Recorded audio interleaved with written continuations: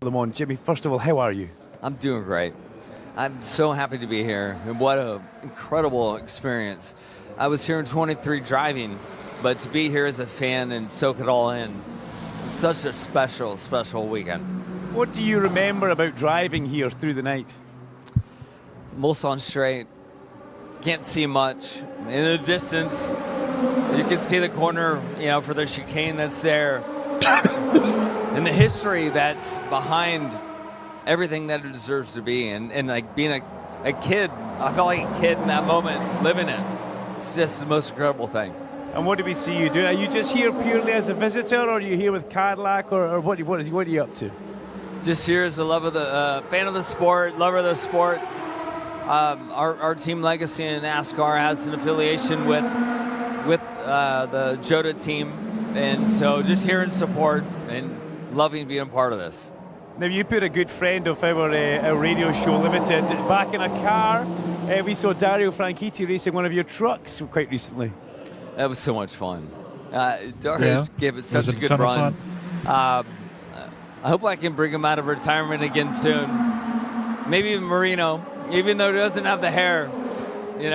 I just love those guys so much. They're great humans, and it's been a lot of fun, especially as Legacy expands and grows, and the ways that we choose to do different things and have fun. It's been fun.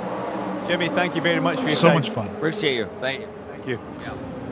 Jimmie Johnson, who was in this race in 2023. Thank you, Jimmie. Welcome in to Coop Radio, everybody. Episode 17, 18. 18. Back here again, once again, following the weekend of Pocono. Thank you for Jimmie for giving us the wonderful intro there. Haven't heard Jimmie like that, I don't think, ever. So that was pretty funny to listen to. If you went back and listened to last week's episode, I gave you all the spoiler of what was going to happen, and what a shocker. Denny Hamlin walks out with 3 straight victories. He's pretty good at Pocono, so that's not really much of a surprise. So I'm going to kind of gloss over a lot of what happened this past weekend because not too much of it was too eventful, if I'm being honest, just in my opinion. But let me start the show with this. Major news coming out of this past week. Another driver is getting booted from the ride. We were talking about Josh Berry a little bit a couple weeks ago as far as possibilities of who could get bumped from their ride, who we were thinking of opportunities to open up for O'Reilly Series drivers and Truck Series drivers. And one has opened up. Wood Brothers is not going to bring back Josh Berry next year. He's going to be a free agent heading into 2027. Obviously, that opens up an opportunity for another lost soul at this point to take that 21 car for Wood Brothers. So instead of diving into the minutia of, who could really take that 21 car, who are the possibilities of who I think is going to be there. Everything I'm seeing right now, as far as rumors of who's going to take that spot, is Jesse Love. Jesse Love is seemingly the number one candidate as far as who's going to take that 21 car for next year for Wood Brothers.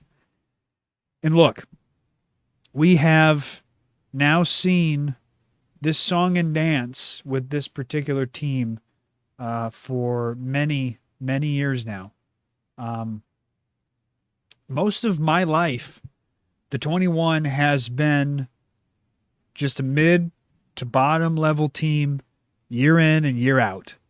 I remember their last major marquee victory, if you really want to say like a major marquee victory that I can remember for the 21 car, was the 2011 Daytona 500 with Trevor Bayne. That at this point is 15 years ago.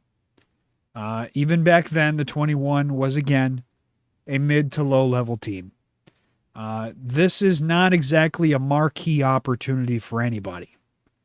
And I understand that nowadays every opportunity in the Cup Series is supposed to be perceived as a marquee opportunity.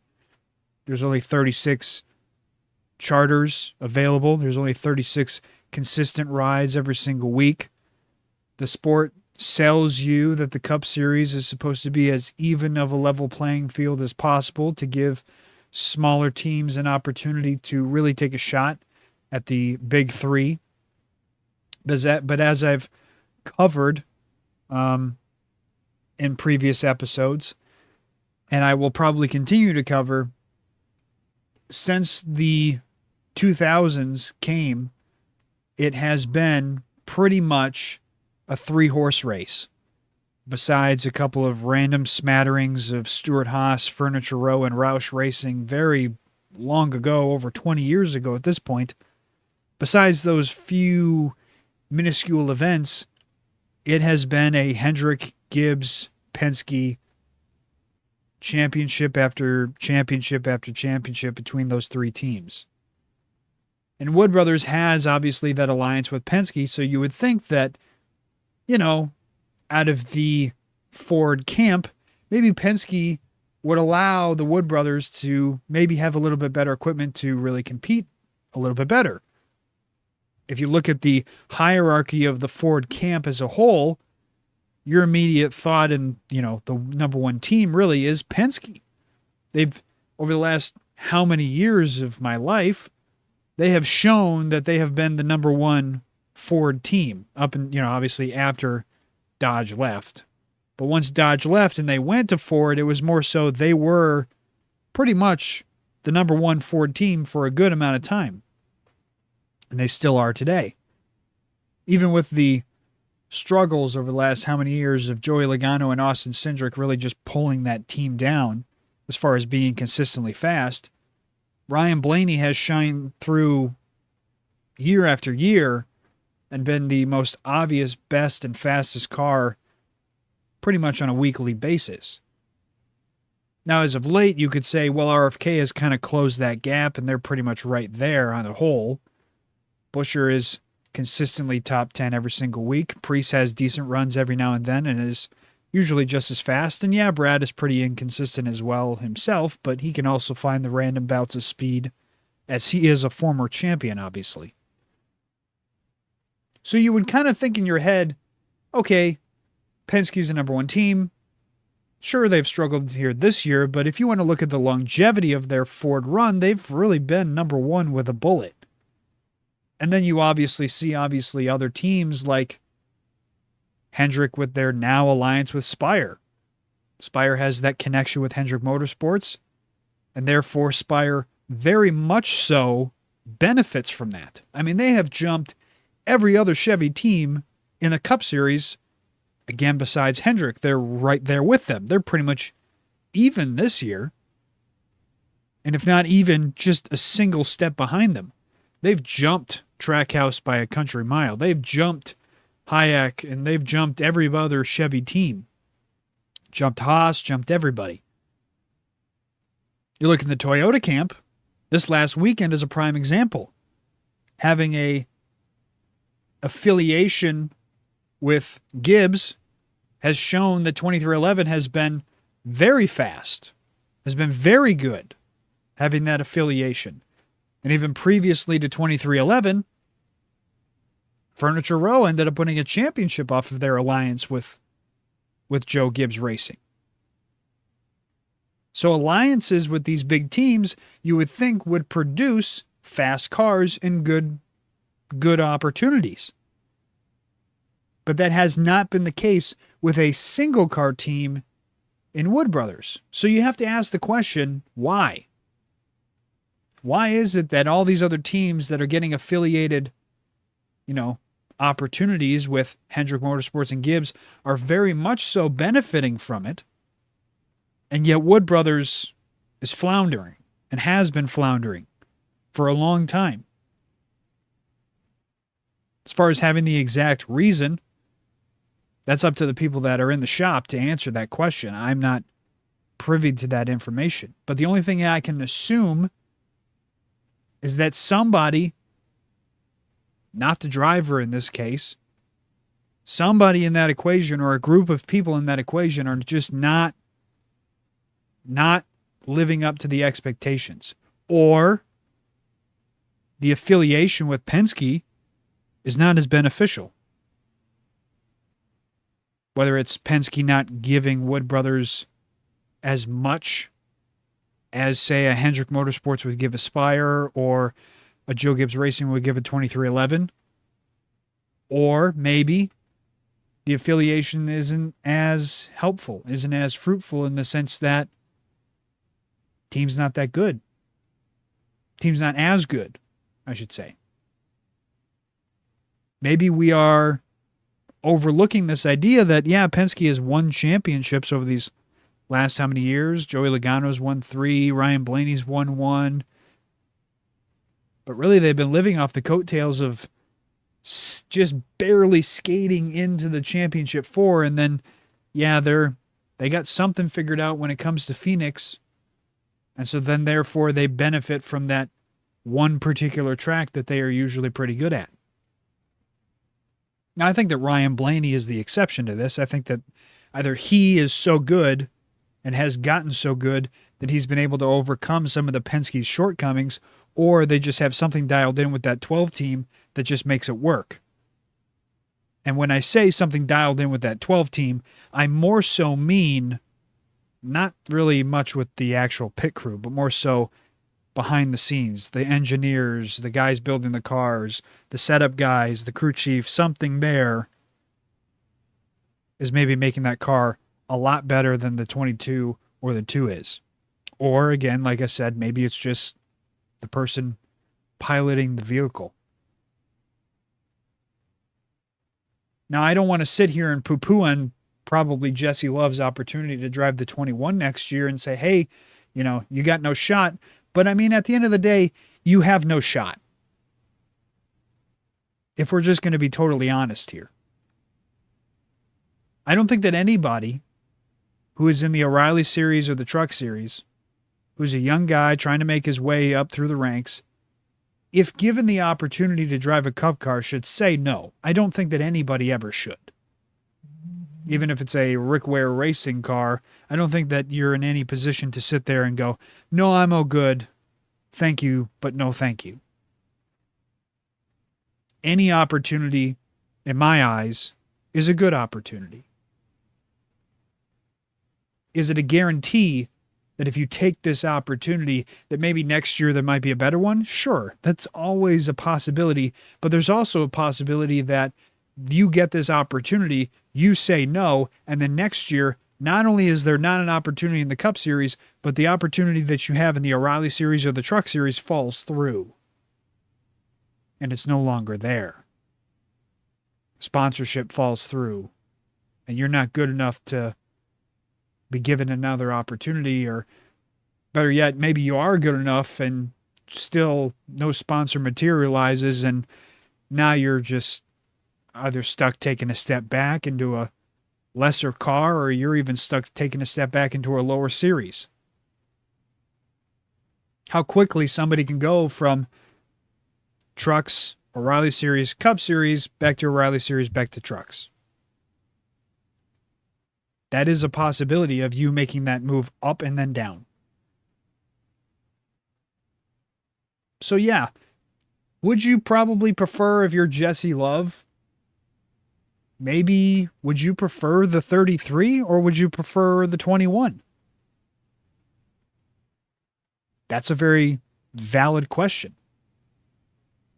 That one I think is a little bit more closer on the scale.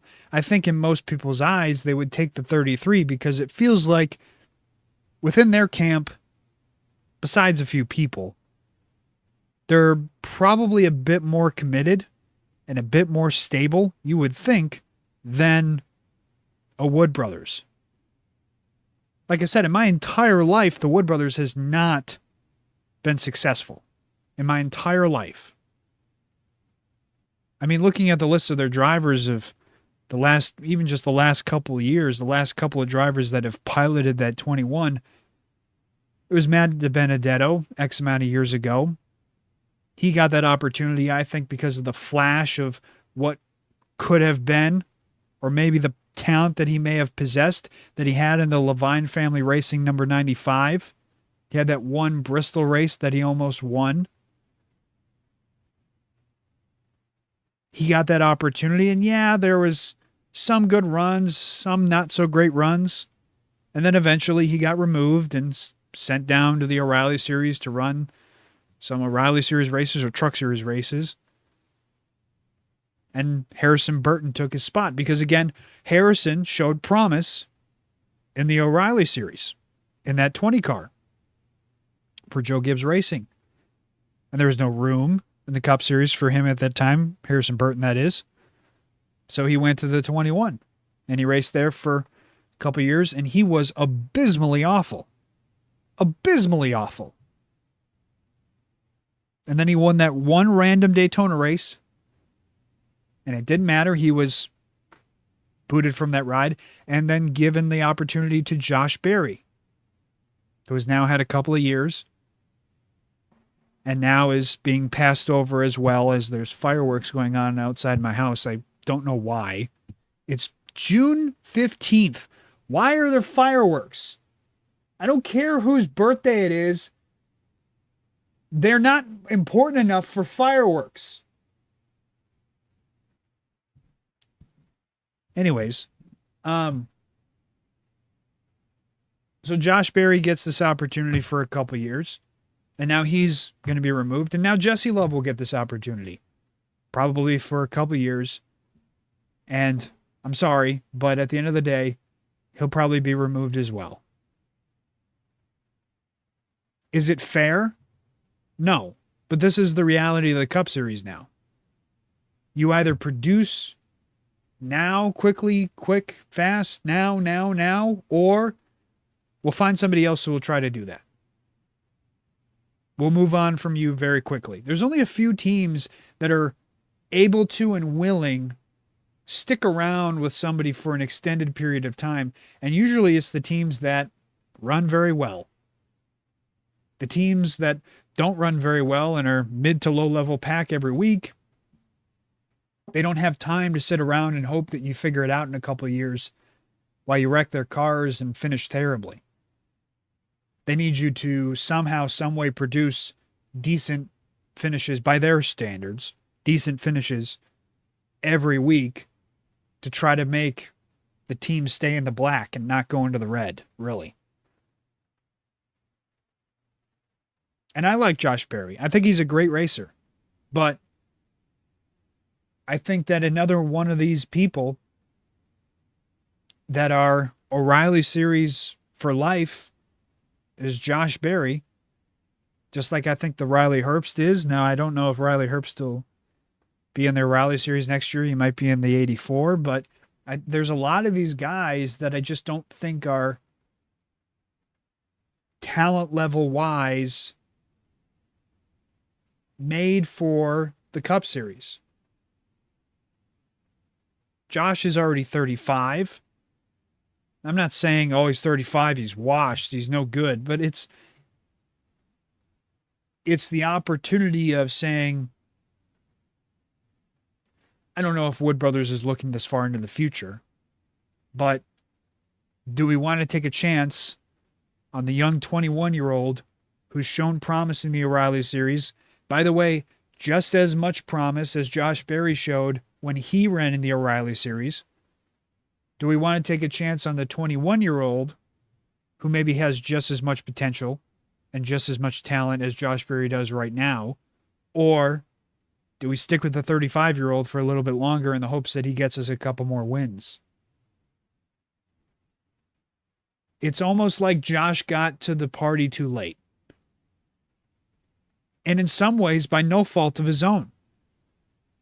This is what happens when you're one of these guys who work your ass off and you're a no-name guy without any money or without any, family member to get you in the door, or you got to try. And he's the one that, hey, I got to try to make friends. He had to make friends with Dale Earnhardt Jr. in order to get an opportunity. And he sat in local short track races for how many years before he finally got that chance? And when he got that chance, he seized that opportunity. He won multiple races in the short amount of time that he had in that 8 car. They got him some sponsorship. He's found success. He won multiple races. And every year that he ran consistently in the 8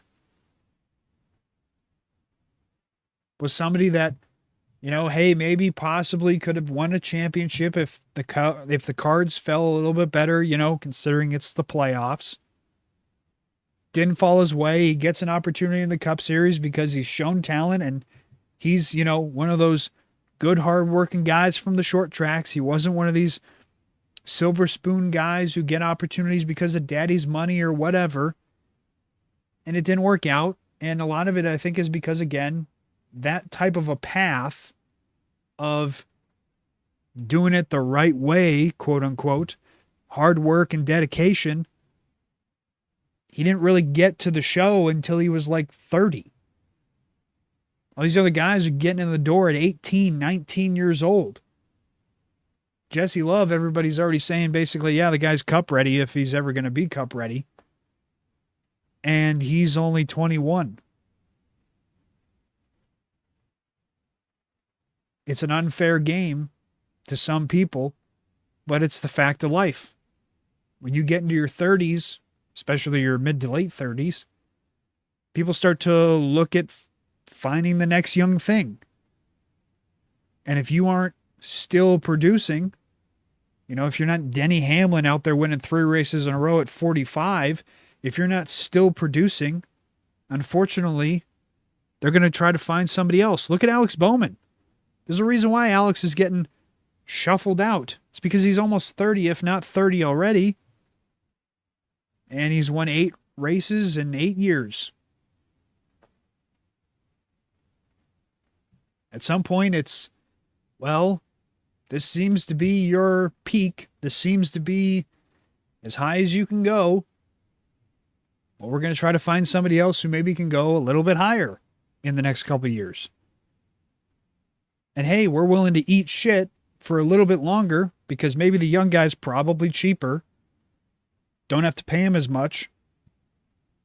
And sure, we'll maybe eat our balls on him for a couple of years, but he'll be cheaper in that time frame than you are, number one. Number two, you're not really producing very good finishes on a consistent basis. And even the short tracks where you would kind of expect Josh Berry to kind of shine through a little bit more, it's not really happening. It's happening in flashes, like every now and then, but not consistently, like you would kind of hope. And I'm not even saying like, he's got to consistently be competing for the win. I want to see him at or around the top 10. I'm not shooting for the moon here. I understand it's Wood Brothers, but you'd hope for a little bit better runs. If the 42 car and the 10 car and the 16 or not the 42, but also the 42. If the 42, 43, 47,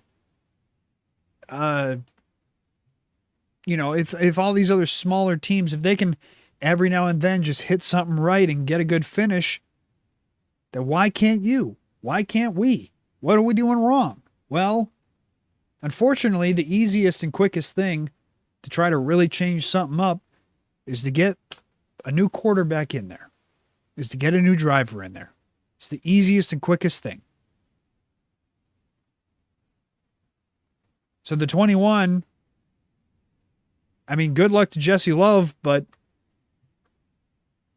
it's an opportunity. And maybe Jesse's the exception, maybe he is. But when you compare how both, even just Josh Berry and Jesse Love and how they ran these last couple of years in the O'Reilly series as far as consistency, you got to remember, both of them are in RCR and Junior Motorsports equipment. They're both pretty good equipment when it comes to the O'Reilly series.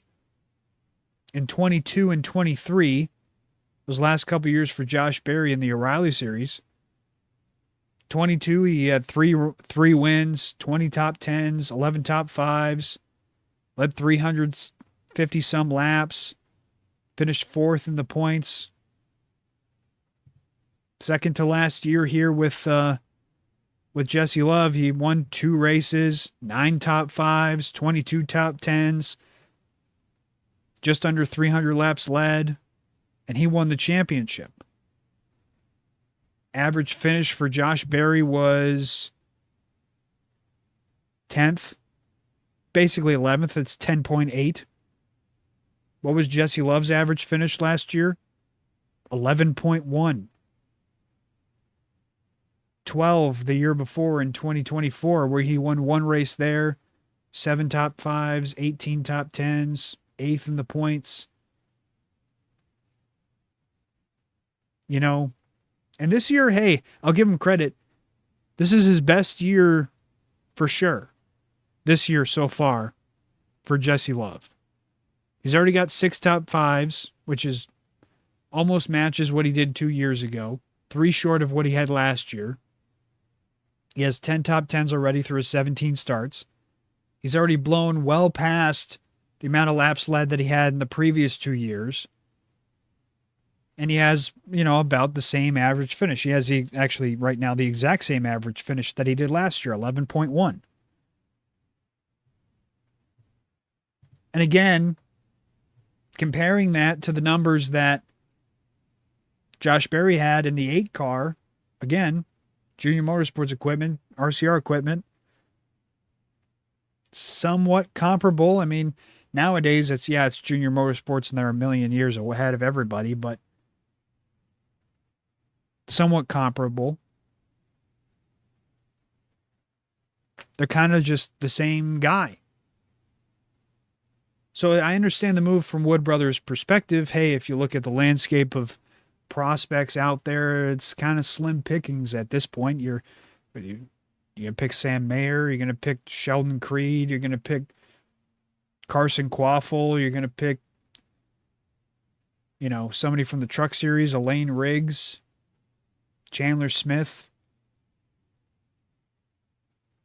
I think if you were to look across the landscape of all of the O'Reilly Series or Truck Series, since Corey Heim was already picked, I mean, he was the obvious number one with a bullet by a country mile as far as prospect talent-wise, but if you had to choose a second, Jesse Love is not a bad second choice as far as what's left.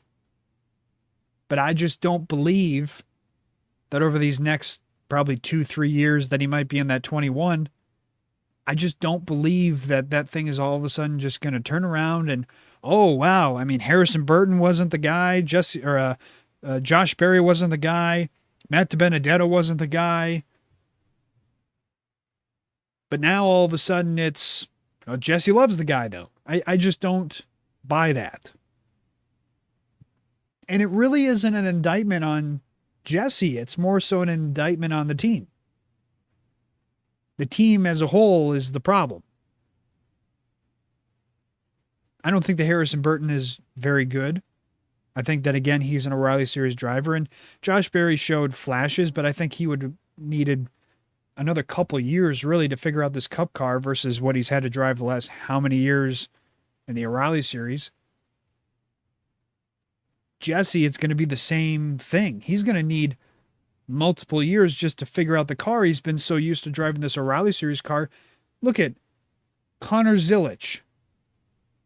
Prime example of somebody who way, way, way better than Jesse, talent-wise, across the board.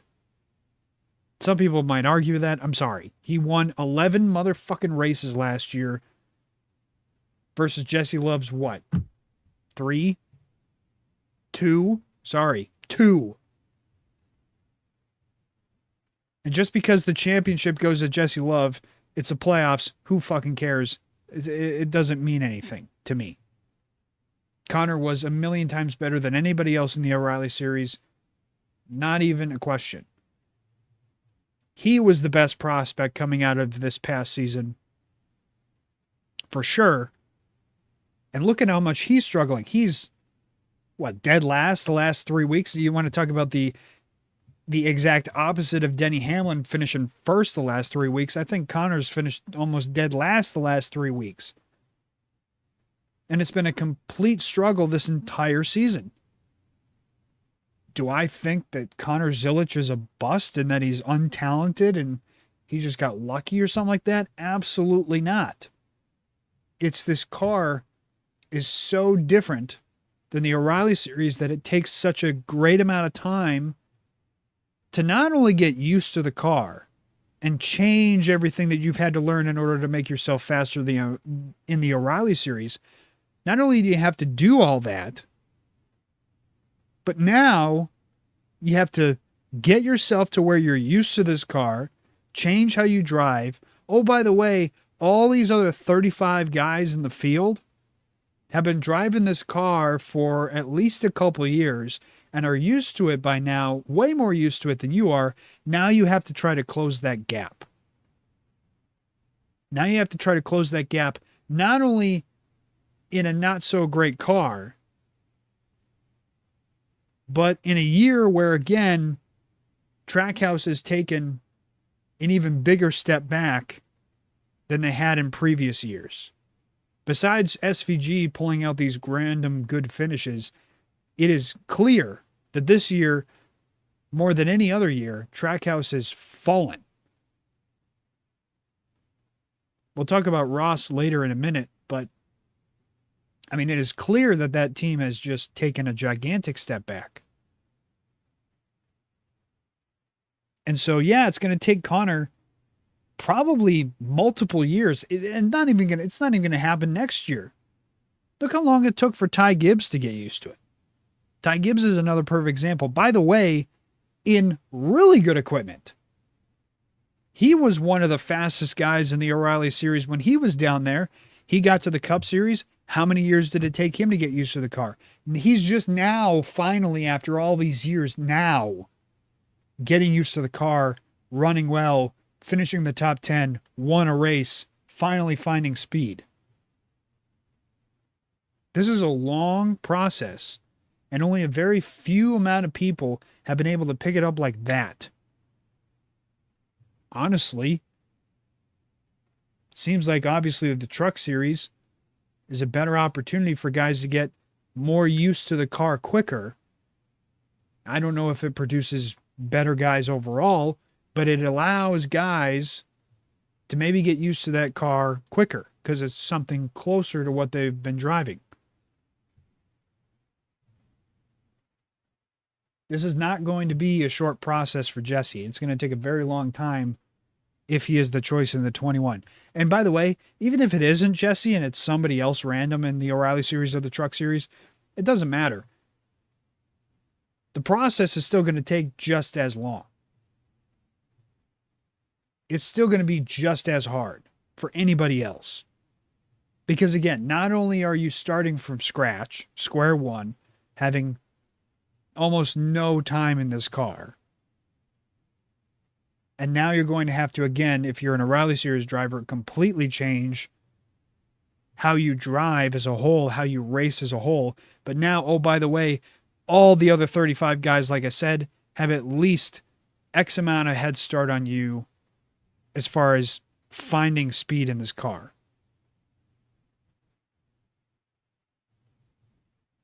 It's going to take a while for anybody who takes that 21 car. And unfortunately, I don't know if the people running Wood Brothers have the patience that it's going to take in order to find somebody that's going to find them speed. Has Josh Berry been great? Yeah, not really. He's been just kind of okay. In his Cup Series run these last 2 years, 24 and 25, average finishes the same, right around 20th. Finished 27th in the points last year, 27th in the points 2 years ago, 16th last year, obviously because he won that one race at Vegas. 8 top 10s last year, 3 top 5s. Led 200 some laps. Mostly, I think, obviously, that was Vegas. And this year, it hasn't been great. Just a couple top 10s through 16 starts. Average finish of about 26th. But also, their starting position this year, their average start is worse than it's ever been with Josh Berry in that car. Average start of 20th 2 years ago and an average start of 15th last year. So again, how much of it is the car and how much of it is the driver? And honestly, it's almost hard to tell at this point because the people who have been kicked out of that 21 over these last couple of years haven't exactly gone to the greatest situations afterwards. Matty D went down to the Truck Series in the 25 for Rackley Racing, and nobody's exactly jumping up and down saying how good that 25 truck was. Sure, I will admit that Ty Dillon, that is, was in that 25 and seemingly ran better than Matty D did. And Matty D, I think, just did okay at best when he was at Viking. And again, was that Viking Motorsports just starting to peak before he timed it wrong to where they weren't that great when he was there and then he left and then they got a lot better? Maybe, I don't know. But I think that'd be a lot of mental gymnastics to really say, oh, it's just so much bad timing for him. I don't know. Harrison Burton, same thing. Now, Harrison went back to the O'Reilly Series last year and made the playoffs off of points with the 25 AM Racing team, which, by the way, is no longer in operation. So that's something. I mean, that's something good. Hey, there's some positives there. Now, this year, I don't think he's been nearly as good, but there was a positive there last year. And obviously, I don't think that Josh Berry next year will be out of a job. I don't. I think an opportunity will probably open up somewhere in the O'Reilly Series. Now, if it's going to be at Junior Motorsports, good question. Problem is you look at that lineup. Right now, you got Carson Quaffle, who can't even find. You got Carson and Raja Caruth, who can't even find full-time rides themselves to stay in the same car consistently. I mean, Quaffle has ran the 91 car, the 1 car, the 9 car. Like he's ran all these different numbers and all these different cars. He can't even find a full-time ride in one consistent car. Raja Caruth's bouncing between the 88 and the 32, depending upon the week. You got Sammy Smith there in the 8 consistently, which, I mean, I don't know about that. That might be the opening right there. And then obviously Justin Allgaier might be retiring. So if he does retire at the end of the year, there's your opening right there. With the possibility of Berry filling in that 7. So I don't think that Josh Berry is going to be out of a job next year. I think he will find an opportunity in the O'Reilly Series and most likely will be at Junior Motorsports. That's what I believe. Good luck to Jesse, though. I don't know how well it's going to work, but so hope he's the guy to figure it out.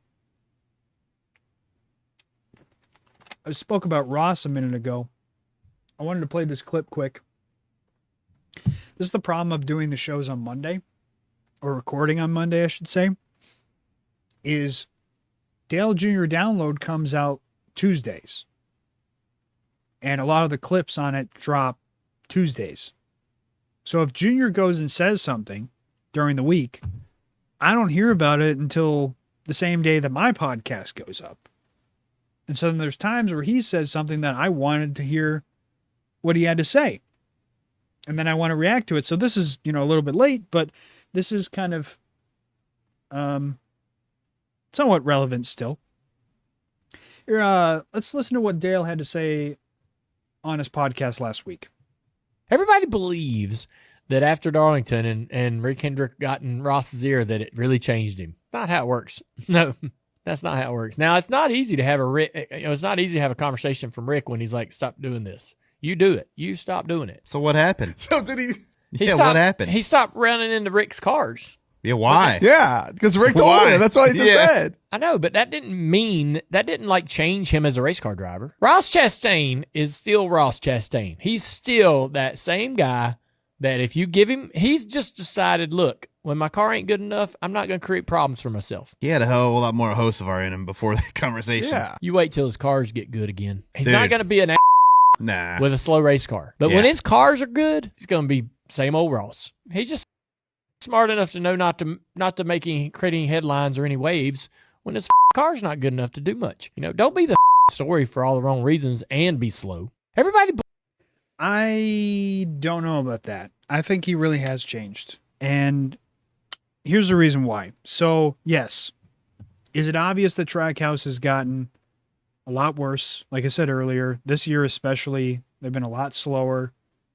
SVG's been the only one to really break through and get victories and have good runs and find speed. Yes. And even, by the way, on ovals. SVG's found more speed, it seems like, on a week-to-week basis. As far as, like, top 10 speed, that is. He's found more top 10 speed than Ross Chastain has. And he's supposed to be the oval guy. That's the pecking order. Ross is supposed to be fast on ovals. SVG is supposed to dominate the road courses, and Connor Zilic can run well as well. And Connor's the guy that's supposed to just sit and learn. And Ross has not found speed really much at all, anywhere, all season. He had a decent run this past weekend at Pocono. I mean, considering how well he's ran for most of the season, he had a decent run. But I mean, that team as a whole, that number 1 car has been pretty bad. And even if you want to take away this year and take away how well they've ran or how not well they've ran this year, take this year away. Because even if you look at, like I said, consistently, even back to 2021, where he finished second in the point standings, average finish 13th. 23, his average finish was 15th. 24, average finish was 14th. 25, average finish was 15th. It's all pretty much the same. And then you get to this year, where he's ran an average of 21st. So yes, this year has been extremely bad. And also, by the way, even though he's had those just 15th, 14th place average finish, he's still been able to find at least one victory since 2022. 2 in 2022 and 23, and then 1 each in 24 and 25. He's still been able to find that odd victory. I don't think that it's a coincidence or that it's just happenstance or, we're looking too deep into it, that it was literally right after Rick Hendrick and Jeff Gordon and the whole Hendrick crew came out and talked about how Ross needs to stop what he's doing. He needs to calm down, blah, blah, blah. And Ross, by the way, even came out himself when it happened and said, hey, maybe I do need to take a step back. When Mr. Hendrick says something, says I'm doing something wrong, maybe I need to listen. He's a smart man, blah, blah, blah. You can't tell me that didn't have an effect on him. You can't tell me that he didn't listen and take that to heart. It's hard when you're one of those people who you're not, I don't want to sit here and put Carson Hocevar on a pedestal, but because there's still a chance that Carson could do the same thing. It's hard to just push out all the noise and ignore it all the time. It's hard to do that. Especially when you look up to somebody like that, or you listen to what that person says and you take them very seriously and you think very highly of them. You think very highly of their opinion of you or of anything. It's hard to just ignore that. So I don't believe that Rick Hendrick's conversation with Ross or getting to him or talking to him about him running too aggressive, I don't think that he didn't listen to that. And I don't think that, it's just because the car's been bad. If you, again, wanted to make that observation this year, sure. This year they've been especially bad. So yeah, maybe if it was just this one year that he wasn't finding speed and he wasn't fast and he wasn't, winning every race and blah, blah, blah. If this was the one year that all of a sudden, because of that, he was being more conservative and just hanging back and letting people by and racing completely differently, then yeah, maybe you'd have a conversation. But this has been happening for the last how many years? Even when he was running well and was winning races, he's been a lot more conservative and a lot more passive in a lot of the last minute trying to make moves, trying to find spots. Not nearly as aggressive as he used to be. And the correlation of that is, honestly, the results have gone down. Since 2022, when he finished second in the point standings. By the way, best average finish, most amount of top 10s, most amount of top 5s, and matched his most amount of wins in a season. Best he's done in his career. Most amount of laps led in a season. 2023, all of a sudden, yeah, he got 2 wins, but he had 5 less top 5s the next year. Went from 21 top 10s to 14 top 10s. Less laps led, only finished 9th in the points. Worse average start, worse average finish. 24 was even worse. He only had 1 victory versus the 2. Went from 10 top 10s to only 6.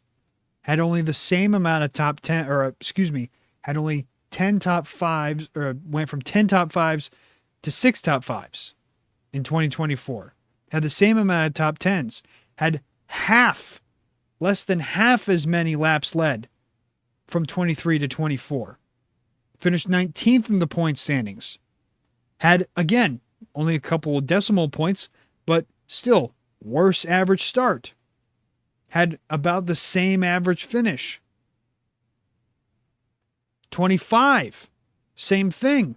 Only 1 victory again. Went from 6 top 5s to 4 top 5s. Went from 14 top 10s to 12 top 10s. Went from leading 311 laps to only 83. And sure, he finished 10th in the point standings, but again, that was honestly mostly the 1 victory that got him into the playoffs. Average start went from 15, basically 16 to 19. Average finish went from 14 to basically 16. And now this year, it is tanked. Through 16 races, only 1 top 5. Only 3 top 10s. Only 60 laps led. An average start of 20th and an average finish of 21st. I'm not sitting here saying that aggression correlates with good victories. But I also want to point out, for all this stuff that everybody keeps talking about Carson Hocevar, and he's too aggressive, he's too this, he's too that, he needs to calm down, he needs to change what he's doing. We'll get to Carson in a second, but for all that talk, how's Carson doing? I think he's doing pretty good. How's Ross Chastain doing? He's slowly, steadily declined. And this, to me, isn't a Trackhouse thing. If you want it again, if it was just this year, then that would be different. Then, okay, it's Trackhouse. They've obviously fallen off a cliff. Something has changed. Don't know what it is. Something behind the scenes that we're not privy to see. And so, therefore, it's not on Ross. SVG can just get these random good finishes because he's lucky enough to have the fast car on the right week. But overall, it's pretty obvious Trackhouse has fallen off a cliff. But this isn't the case. There has been this slow, steady decline every year since 2022, where he has slowly been worse than the year before. And this is, I don't even want to say this is rock bottom. I would hope that this is rock bottom, but we don't know. This might not be rock bottom. So yes, I'm sorry, but the conversation that Rick Hendrick had, I think really did hit home with him. No matter how much Justin Marks tried to get to him and say, look, dude, you're doing the right thing. We have your back. Don't change. Doesn't matter. It was already over. It already got in his head. And I don't know if Ross Chastain will ever get back to the old Ross Chastain ever again. Because here's the thing. If Dale was right, and it was all on Trackhouse, and if Trackhouse was able to just turn their stuff around, that Ross would turn himself around. If that was really the case, I don't even know if that's going to happen. Where is the light at the end of the tunnel for Trackhouse right now? They lost the money pile that they had been using. Pitbull is no longer a part of the team to fund it. And by the way, I don't think that that's a coincidence that he left the team and all of a sudden there's, again, been this steady decline that has really taken a sharp nosedive this year in performance once he left the team and was no longer associated with the team. But without him, and obviously they're slowly being slower and they're slowly going down, I don't see what's going to all of a sudden turn them around. I don't see something on the horizon that all of a sudden might just flip a switch for them. They seem to be okay with being the road course crew. They got SVG, who's going to win this weekend, by the way. You could put $1,000 in SVG probably to win this San Diego race here this weekend. Connor Zilic will probably run pretty well. Maybe he might finish top 10 as well. And they'll go to Sonoma the week after that. SVG will probably be fast there, probably have a chance to win there. Connor Zilic will also probably be fast there. SVG obviously dominated Watkins Glen. He was pretty fast at Coda. So was Connor Zilic. Connor Zilic was fast at Coda. They're going to go to these road courses and those guys will be fast. And then the expectation again is for Ross to kind of pick up the slack on the ovals. And I just don't see them doing that. I think it also goes to how much obviously skill is going to play a part when it comes to road courses. Like, I don't think the Trackhouse is showing up with just shit cars at ovals, and then when they hit the road courses, they come up with like the greatest car that has ever been made. I think it's just the simple fact that they got two extremely good road course racers. One, probably the greatest road course racer that the Cup Series has ever seen. And this is the result that you get. I think the Trackhouse can live off of the success on road courses because there's still enough road courses in the schedule to rack up victories and do pretty well in the points because of it. And they'll kind of just slowly skate by when it comes to the ovals. I mean, there's probably a chance. I mean, SVG was pretty far up in the points earlier this year, and he's kind of slowly, steadily fallen back down the leaderboard every now and then. And now over these next couple weeks, by the way, he's just going to remake all that back up. He's going to probably jump back into the top 10 again in the points. But if that's the case, then I just don't see where Ross can turn this thing around. It doesn't matter how down to earth and fun and cool you are, how even keel or nice guy you are. Doesn't matter anything about that. If you can't run well, then fans are going to slowly start to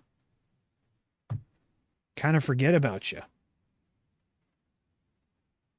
It's very easy to get lost in the crowd, and Ross is very quickly getting lost in the crowd. How quickly did it go from Ross Chastain just a couple years ago being the bad boy, being what Carson Hocevar is now, being that guy that everybody feared and everybody thought, oh, what is Ross going to do this week? Remember the Hail Melon? Him riding the wall at Martinsville? What happened to that Ross? Well, that Ross is Long gone. Because people are always going to remember that Martinsville thing. People don't remember the Indy Road Course thing where he intentionally missed the corner, took the like the penalty lane or whatever, like missed the corner completely, and then came out the other side with the lead. And he did it on purpose because he knew that the fucking actual corner was going to be a mess and nobody else thought to do that.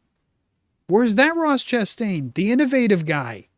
That's not overly aggressive. That's not running into people. What's wrong with that? There's nothing wrong with that at all.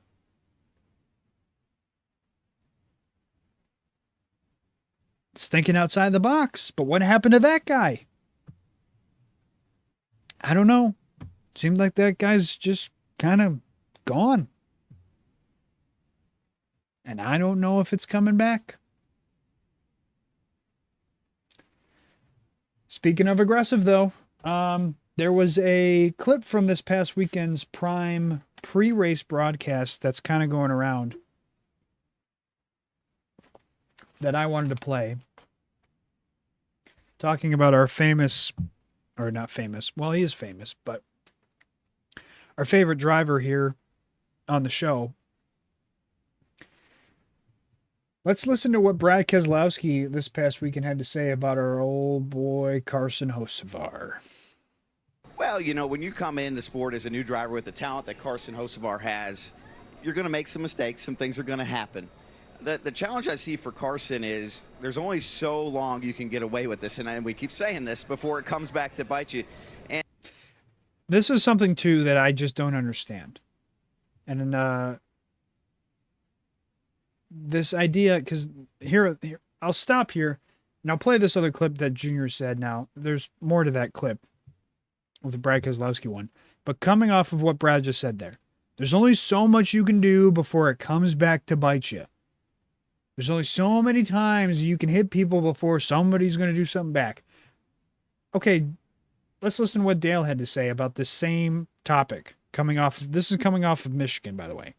Does he need to change to progress himself to be a better race car driver and get the better results? He had a good result. Yeah, his car wasn't tore up. He's coming out on the good end of these things. Is he now making it where his life's going to be harder because of how drivers treat him going forward? He's been doing that for years, and I don't think they're doing it. None of these drivers, they talk a big game, but when they're out there, they don't do anything. So I think he needs to just keep doing what you're doing. Say he gets on into the chase and he's having a solid chase. I don't think anybody's going to swipe at him and go, well, that's for us over 2 months ago. Most of these guys are not going to do that. And honestly, I think if you wrecked Hocevar, if he didn't do something in that moment to like deserve it because of Michigan in the summer, man, what are you really doing what you need to be doing? Is your head where it really needs to be? I don't know. Again, I wouldn't have a problem with that either, because I, as a broadcaster and a fan, I'd be like, hey, look at that. Does he? I think Dale was being conservative when he said most won't do anything about it. I'll just go ahead and say fucking no one's going to do anything about it. And I don't even think it's more so that there's no one in the field that's going to do anything about it. I think it's just the people that are on the wrong end of these things aren't willing enough or have the cojones or the balls or the guts to actually do anything to him or to respond and retaliate. And part of it is, see, I don't even know if it's a scared thing. I don't even understand how you could be scared of Carson's very tall, but he's also very lanky. So, and he doesn't really come across as this big tough guy. He comes across as like the funny, happy-go-lucky kind of, just here to fuck around and have fun kind of guy. He's not like the big, meaty, tough guy. So I don't even understand why people aren't willing to do anything back, but they just aren't. No one is.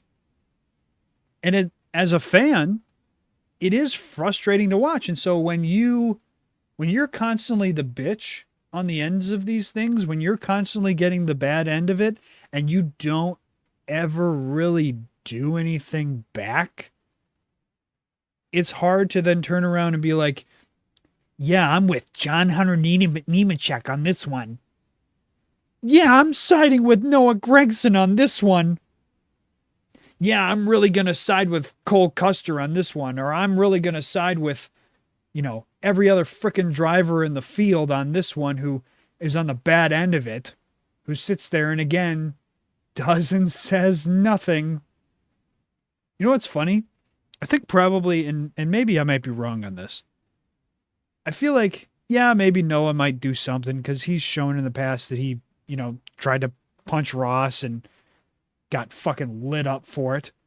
But I really think the only other person in the field, as far as like if you're trying to like say get in somebody's face or really yell at somebody or, whatever, or possibly start a fight, really more so possibly start a fight. I think the only person who's willing to freaking get into a fight is like Austin Hill. Austin Hill has shown more willingness to get into people's faces or try to throw cheap shots or get into fights with people than anybody else in the Cup Series field right now.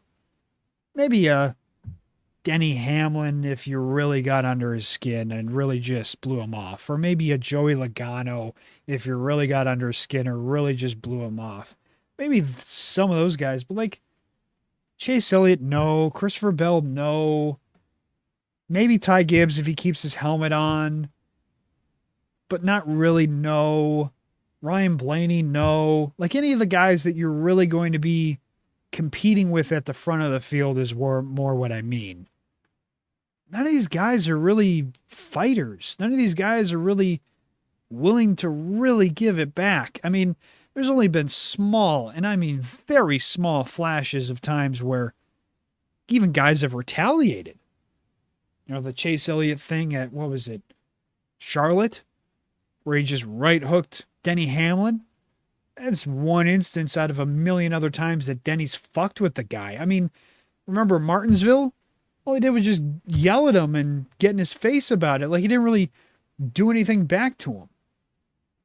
And how many times and for how long, if you want to talk about the Ross Chastain example, how long did it take before somebody actually did something back to him? And it was only one guy. It was just Denny Hamlin. And by the way, Denny did it in the most nonchalant, just whatever way, one time. And by the way, it took Denny like a year plus before he actually did something to him. I swear Denny talked about getting back at Ross for a year and a half before he finally did something to him at Pocono one year. These guys sit and they take it and they eat it time after time after time, and they do nothing. Nothing ever comes of it. Carson could go out next week at San Diego and just junk the field. He could just junk the fucking field. He could go in there, not pit one time, start from the fucking front on a restart, go into turn one, and just spin out the guy in front of him and completely block the track and just have everybody junked. And guess what? No one would do anything. No one would try to retaliate. No one would get in his face. No one would hit him. No one even would attempt to hit him. They would just take it. And they'd go on to the next week. Now, is that them? Is it their owner saying, don't do that because we don't want to be fined and I don't want you getting into fistfights on television? I don't know who it is or who's allowing him to just keep getting away with it, but I would go towards, I think that they're just either too afraid, not willing, or they just don't think it's worth it.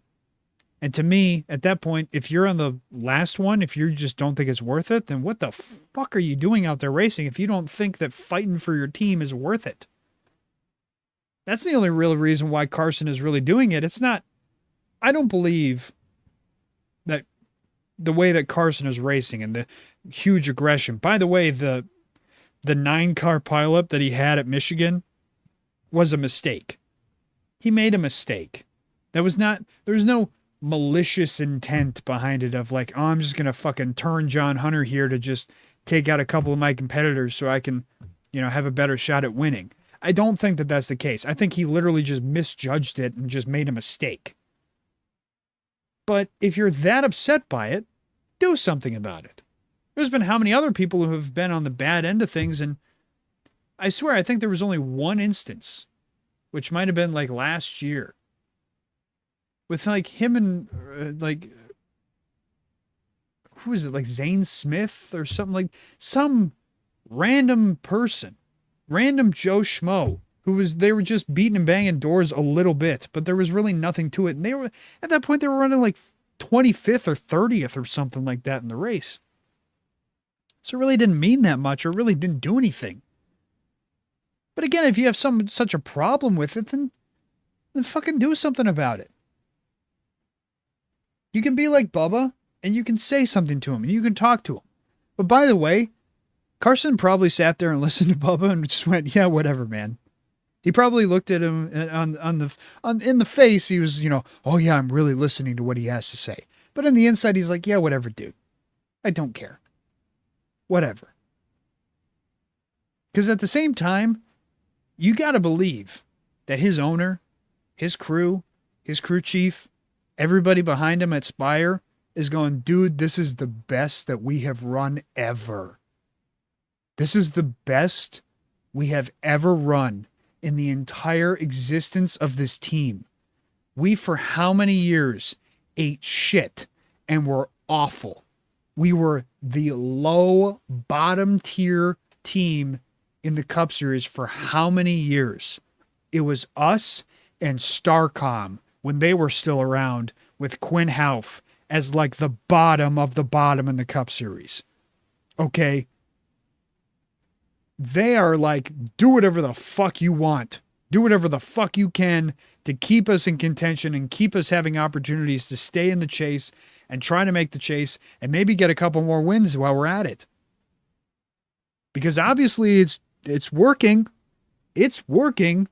No matter what anybody else says. And here, let's go back to Brad, because he'll tell us how it's not working and how it's actually hurting him. Well, when you come in the sport as a new driver with the talent that Carson Hocevar has, you're going to make some mistakes. Some things are going to happen. The challenge I see for Carson is there's only so long you can get away with this, and we keep saying this before it comes back to bite you. And I've heard a lot of comparisons of Kyle Busch or Dale Earnhardt, Intimidator, all those different things. The difference is Carson only has one win. He has 90-plus starts, one win. If you want to compare yourself to Dale Earnhardt's and the Kyle Busch's, you have to win. And this sport will cycle drivers, and it will cycle people fast, particularly if you cause a lot of problems and you don't win. If you want to be Dale Earnhardt or Kyle Busch, you got to win. Well, Okay, so there's a multitude of things right here that I want to cover about this. Number one, let me get some stuff up here. I wanted to get some stats up here. So when it comes to the Cup Series, if you want to look at Dale, number one, different time, different era, different everything. He won a championship pretty young, 1980, had 5 wins, but he also still had years where he didn't win any races. The very next year he didn't win.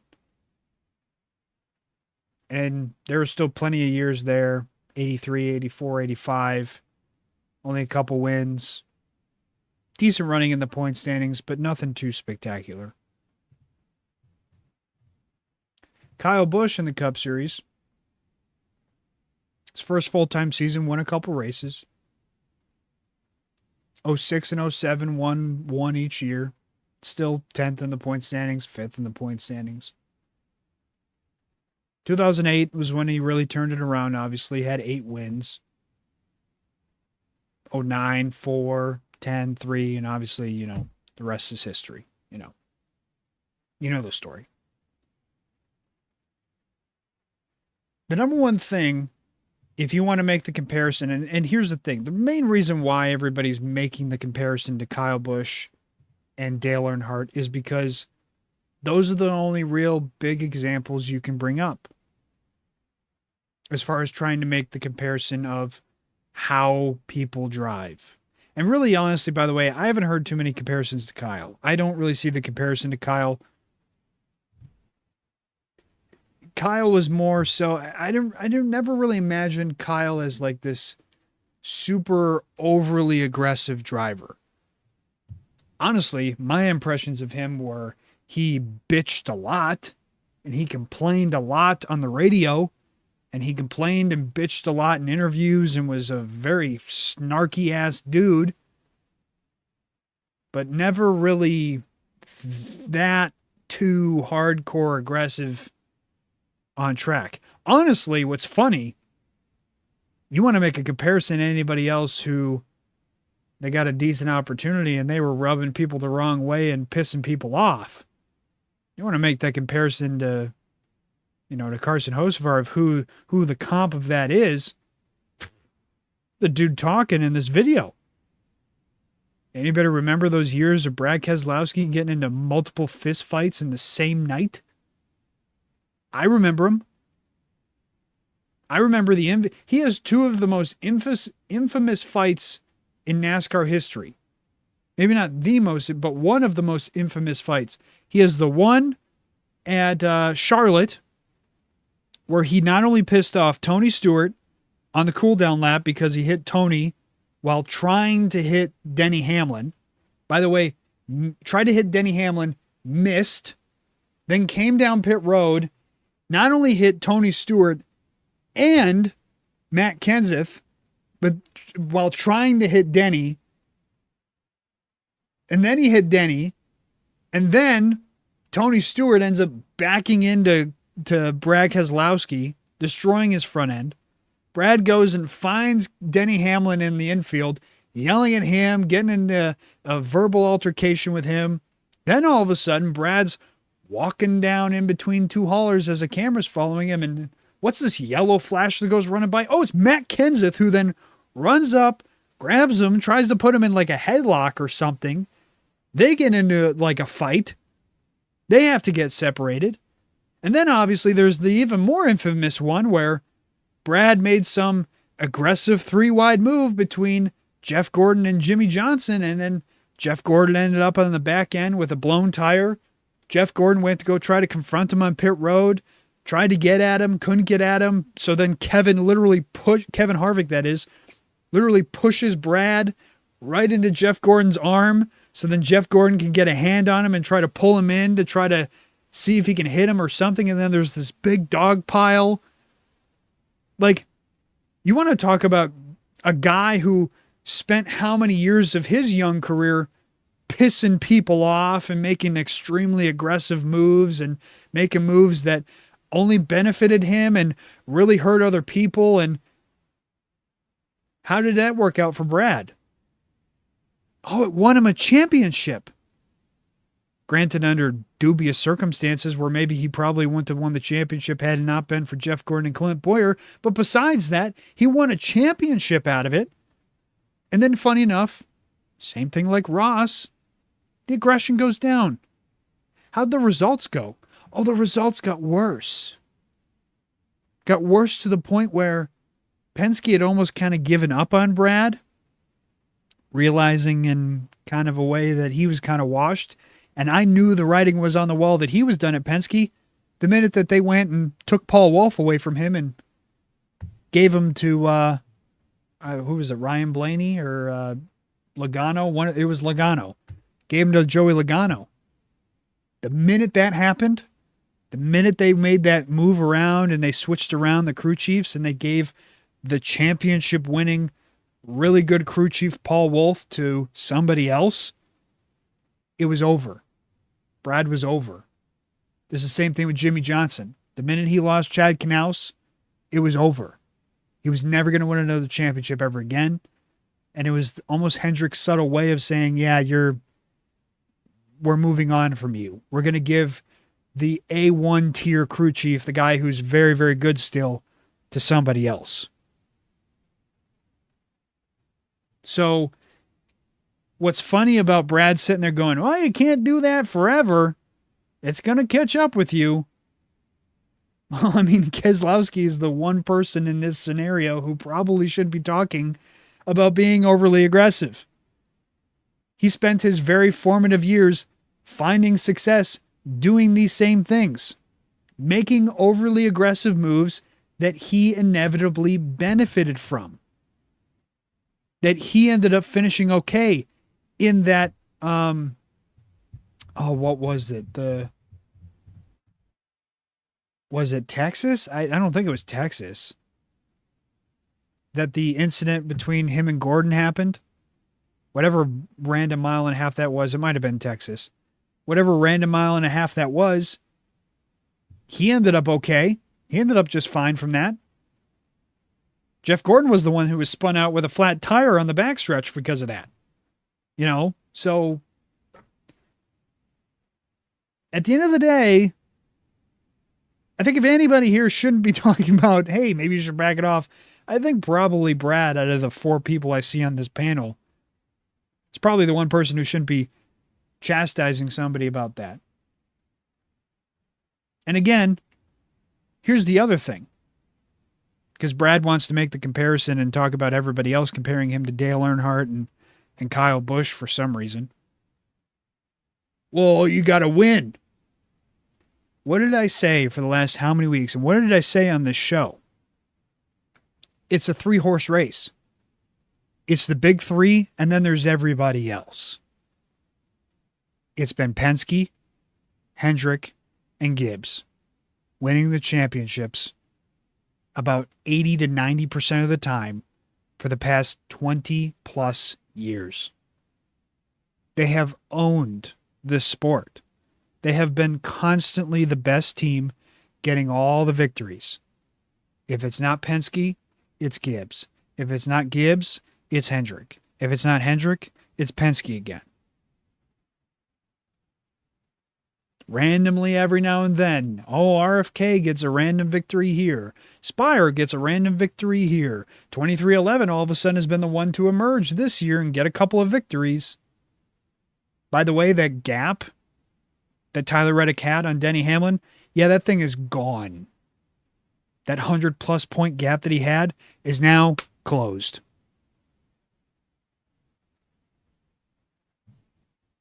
So that big advantage that he had, that he could have had by the end of the regular season, it's closed. Good chance that over the next couple weeks, that gap might open up a bit more because they're going to road courses. So maybe Reddick can be a little bit faster and open that gap up a little bit more again. But I'm telling you, by the end of the year, that number 1 seed will belong to Denny Hamlin. And the last thing you need right now is to give Denny Hamlin a 25-point advantage over second place heading into the chase.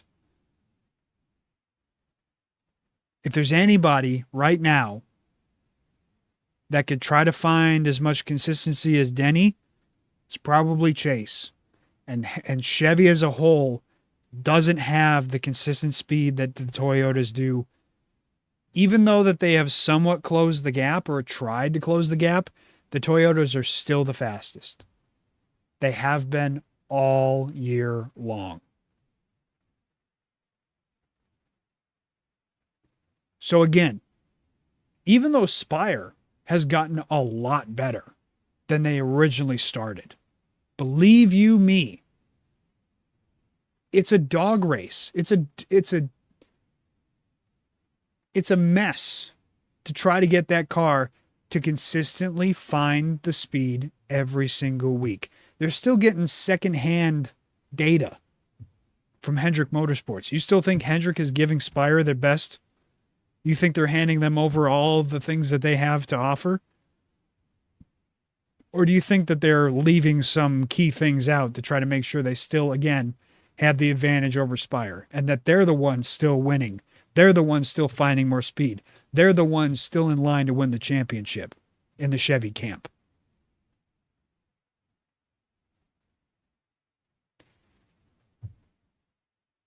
So again, when you're in that position, when you're in that spot today, in the NASCAR today, it's a whole different game. 20, 30, 40, 50 years ago, it was different. Maybe there were alliances, but not like today. Maybe there were monopolies, but not like today. You want to talk about the petty monopoly? Sure. And RCR, yeah, it had its moments in the sun with Dale Earnhardt, but again, how much of that was just him carrying the team? But even back then, still not a guarantee. Still, RCR wasn't sitting there as like, oh, they're just so much better than Hendrick. It's still a dogfight. And Spire is still behind. So when you're still behind in an era where supposedly the cars are supposed to be as close as they can, and then again, because they're all supposed to be the exact same, and then you go in there with what's supposed to be the same thing as the next guy, but it's just slightly worse, it's amplified that much more. So you have to fight that much harder. And you have to push that much harder. You have to take chances that maybe a Chase Elliott doesn't have to take, or a Ryan Blaney doesn't have to take. Because you already have the speed. And hey, for how good RFK has been, and oh my God, RFK has been so fast, who's the highest guy in the point standings? Oh, Chris Buescher. And he's what, in the top 10 every single week? And he's supposed to be one of the fastest Fords out there right now? And he's only 8th. So, yeah, you're going to fight your ass off every time that you get a good run. Those couple extra points, those couple extra spots, they're worth everything. They're worth everything. Because those couple extra points and those couple extra spots, opportunity to get another higher seed when it comes to the chase. People, for some reason, coming into the season thought, oh, we'll see so many less cautions and, more conservative racing and blah, blah, blah. Maybe if you had a different car. But with this car and the way that this is designed, these races are designed, you have to be 100% full throttle all the time, because if you aren't, you're only going to be hurting yourself. There's no sitting back and saving tires and taking it easy for the first half of the run and you'll see those guys come back to you. There's none of that. Your car's got to be set up for just saving tires and having speed at the beginning of the run. It's hard.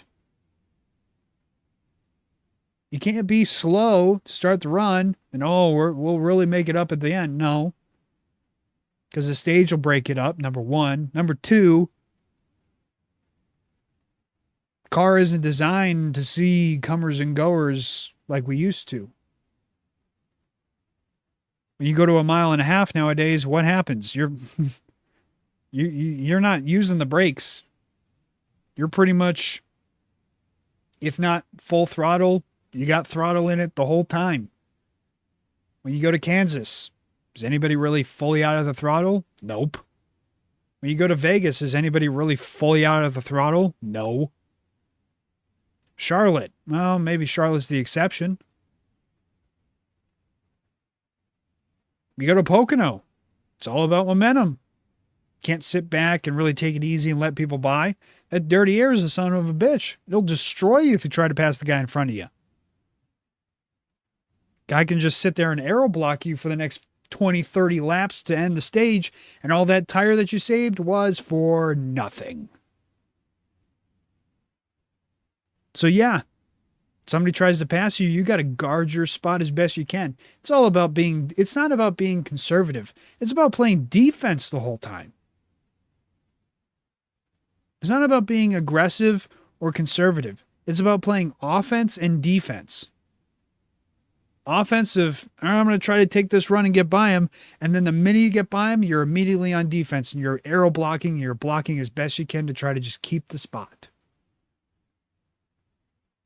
Because God knows how much more you're going to kill your car and kill your tires if you do give that spot back up of trying to get that pass back. You might not ever get that pass back because, again, the dirty air is such a major issue. So when these kids come in, these young guys come in, who didn't race the COT. They didn't race the Gen 6 car. This is all that they have raced in the Cup Series. And they are taught that now this is the conducive way to try to be successful and try to have a chance to win races and to have good finishes. When this is what you are told in order to try to find success, this is what you're going to breed. There's not too many guys that are willing to just, I need to be respectful and let this guy by. I'm willing to just finish worse out of trying to be respectful to the next guy. Congratulations. You're respectful, and look how far that got you. People getting fired for that. People getting fired for being too respectful, for just letting people by. Not guarding their spot, not guarding their position, not trying to get the best of what they can for their team. And here's the thing. At the end of the day, should we even really take Brad's opinion or anybody's opinion of Carson, who is currently in the Cup Series right now, seriously? Honestly, no. We shouldn't take Brad's opinion seriously. We shouldn't take Denny's, Joey Logano's, Chase Elliott's, Kyle Larson's, nobody's opinion of Carson Hocevar seriously. No one's. The reason why is because they're competing against him. You want to know why they want him to change? It's because he's doing well. This isn't a cult thing of like, oh, I'm just a super fan of Carson and so I'm just being an apologist. No. This is just the reality of it. The reality is that all these other guys are on the wrong end of what he's doing. Whether it's just that he's beating them straight up and, you know, he's aggressive with them and so therefore they suffer and he prevails. Or again, he makes a mistake where they end up spun around on the front stretch, you know, completely accidental. But of course, anybody out there who's competing against him is going to hate him, is not going to want to be around him, is going to want him off the track. And, you know, almost like Brad's, you know, hinting at like, oh, the people come and go in the sport every year. Oh, yeah, really? Believe you me, Carson's not going anywhere. He's not going anywhere.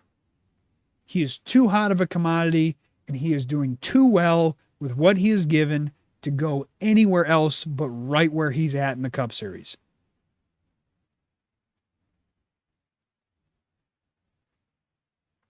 So believe you me, I'm not going to listen to Brad. I'm not going to listen to Denny. I'm not going to listen to anybody else when it comes to their opinions on him. And it's not because I don't respect their opinions. It is simply because of the fact that I know and understand that when you are competing against him, your perspective is going to be completely different than what is actually best for the sport.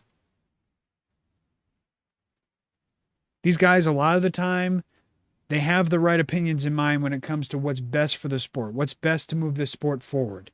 Their opinions when it comes to him are not conducive for what's best for the sport. You are dying, and I mean dying, for stars. I need to go and listen to this. There's a 3-hour podcast. I swear it's like 3 hours.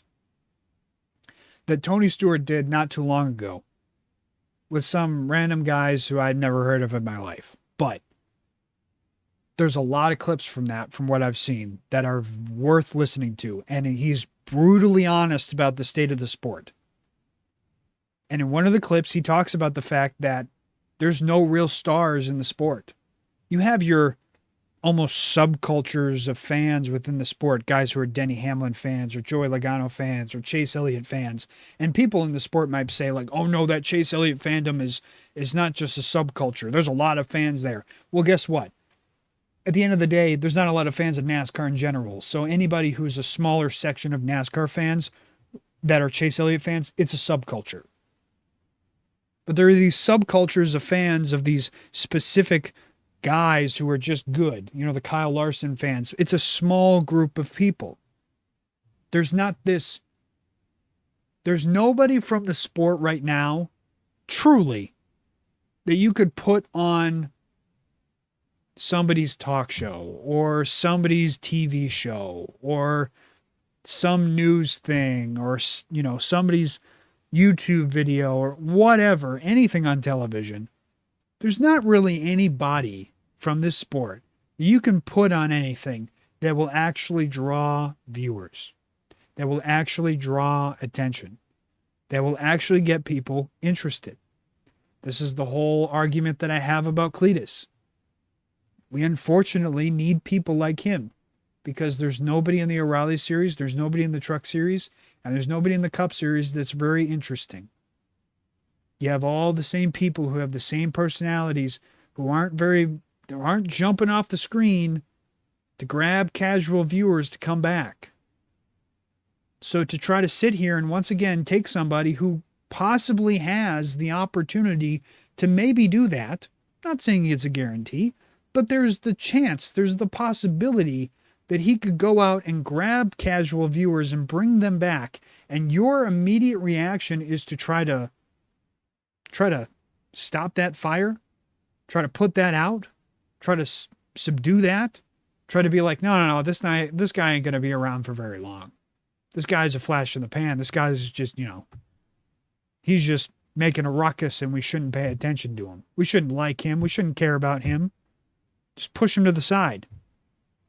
He needs to learn. He needs to change if he wants to stick around. What, change like you? Become boring, bland, vanilla, and just another nameless, faceless crowd? A nameless, faceless person in the crowd? Of a bunch of other nameless, faceless people? I'm sorry that us fans actually want somebody who's interesting. This is the stupid thing that these people within the sport, they're so out of touch and they so don't get it. Even these people who are like, I'm looking towards wanting to see what's best for the sport in the future. Even they don't understand why we like him. Even they don't understand why people like Carson Hocevar. It's not because he wrecks everybody. It's not because he's constantly causing a ruckus or he's pissing people off. It's not because of anything like that. It's because he's just interesting. It's because it's something different. It's because it jumps off the screen. They think it's just because he wrecks everybody. No. It has nothing to do with the wrecks.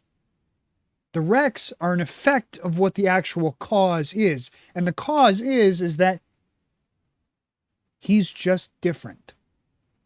He's just interesting. He jumps off the screen and he makes people interested. God forbid somebody show up in the sport who has a personality of his own and doesn't just mold and contort himself to what any other guy in the garage wants him to be. Because God forbid we've seen that if we are just like Brad, or you're just like Chase, or you're just like Denny, or Joey, or Kyle, or Christopher Bell, or William Byron, God forbid you're just like all those. We've already seen all this. We've already seen how this has worked. No one cares about these people. No one cares about them at all. And now it's not even just me that's saying this. Tony Stewart's on record for saying this.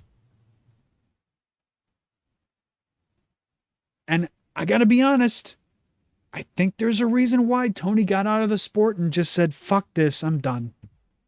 I'm done. I'll go race NHRA for the rest of my career, and I'll just enjoy just running shit down a quarter-mile track at 300 miles an hour. I'll just enjoy that. I have more fun doing that.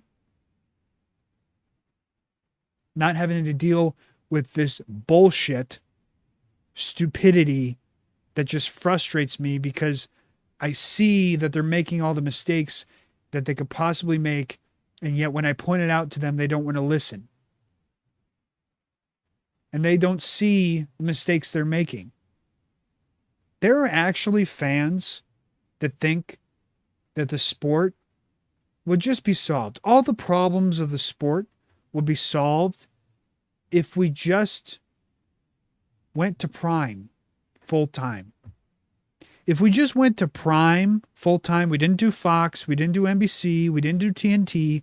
If Prime just had the whole season, there are people that think that that would solve all the problems of the sport. And the sport would be great again. just because we would have a pre and post race show. Just like the same thing within people who, listen, I'm not the first person to sit here and be like, keep the number where it's at. Trust me, I'm not sitting there advocating for that. But there are people that truly believe that the number one topic that we need to discuss as far as improving the sport is moving the number back to the middle of the door. Like, that's the biggest hot button issue of the sport. Not the dying fan base or the car that's shit to watch on television or the boring ass personalities or the stupid decisions within the people who run the sport as a whole. Nothing to do with any of that. Ignore all that. That's not the hot button issue we need to fix. None of those. It's the number that needs to move back to the middle of the door. That is like problem number 15 or 20 on the list of shit that needs to be fixed. Don't get me wrong, it's a problem. It's stupid. But it's like, it's so far down the list that it's like, why is that the first thing that you need to bring up?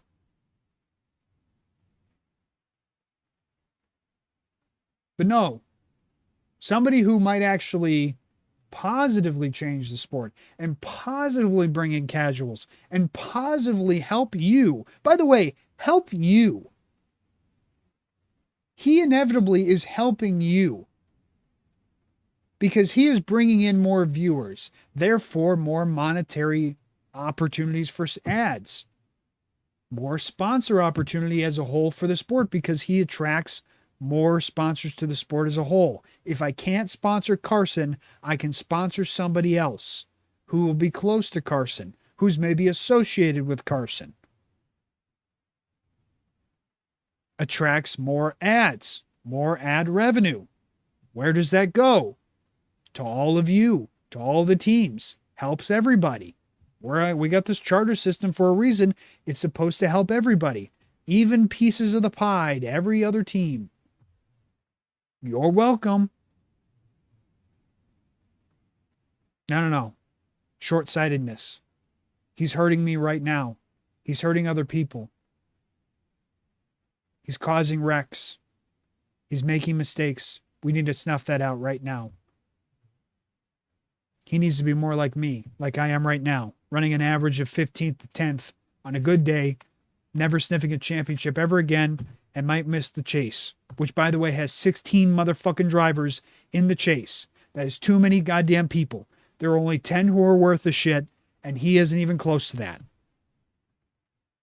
Past his prime, still trying to live up the fucking glory days of 2012. Taking up a spot, not willing to give up a spot to a guy like Ryan Preece, who probably should just be in the car full time. But no, we got to find that third charter for me. For me. Instead of me being able to accept my opportunity as just being an owner and sitting behind the scenes and calling it quits in my career because I'm obviously done. Can't let go.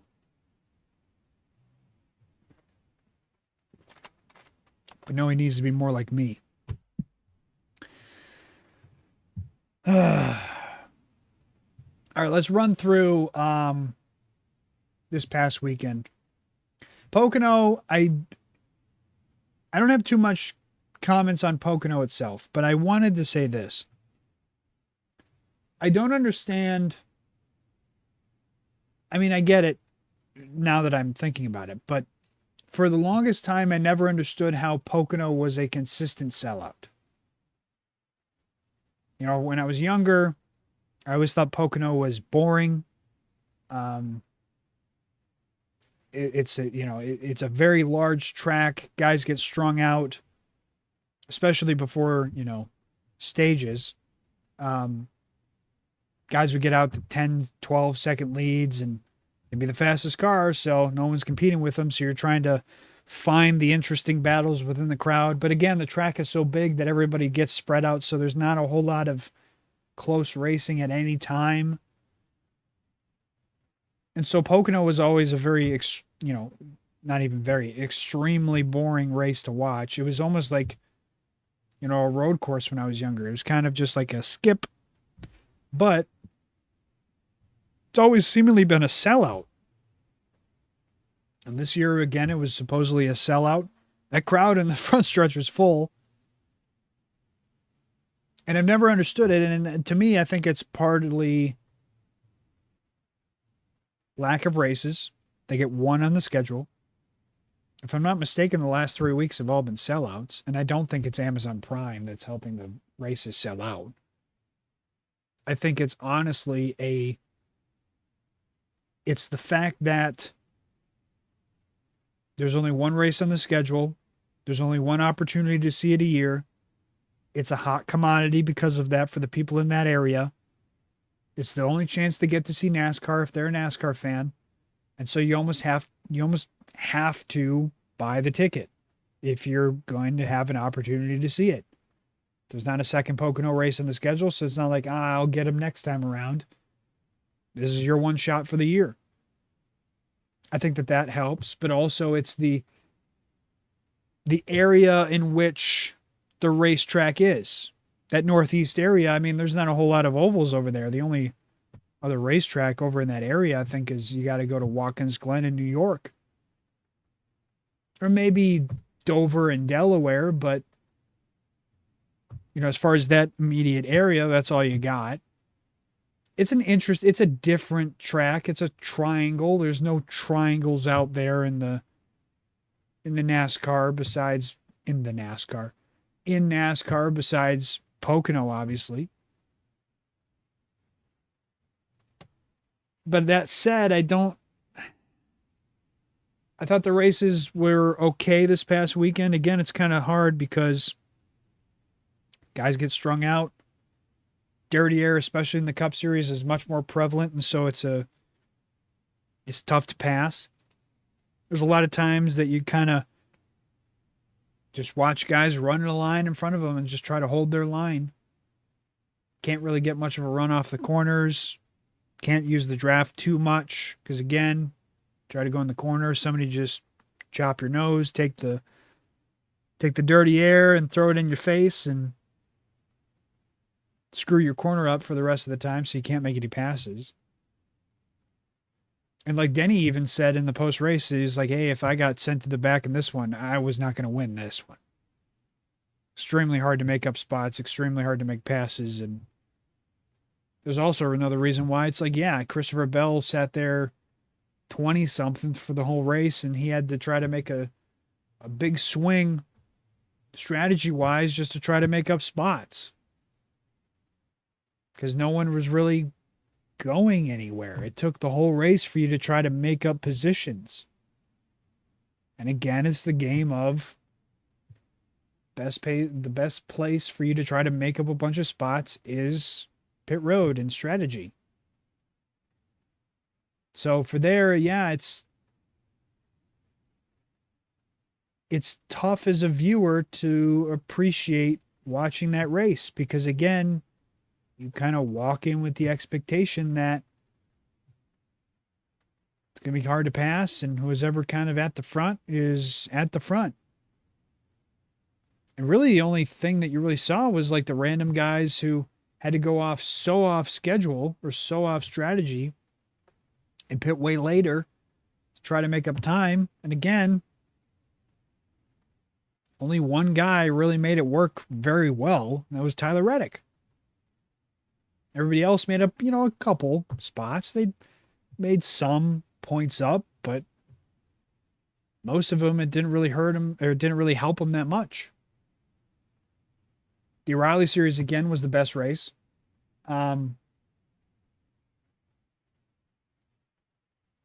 Most entertaining to watch. Like I said, I knew it was going to be that way how many weeks ago. It's that way every week.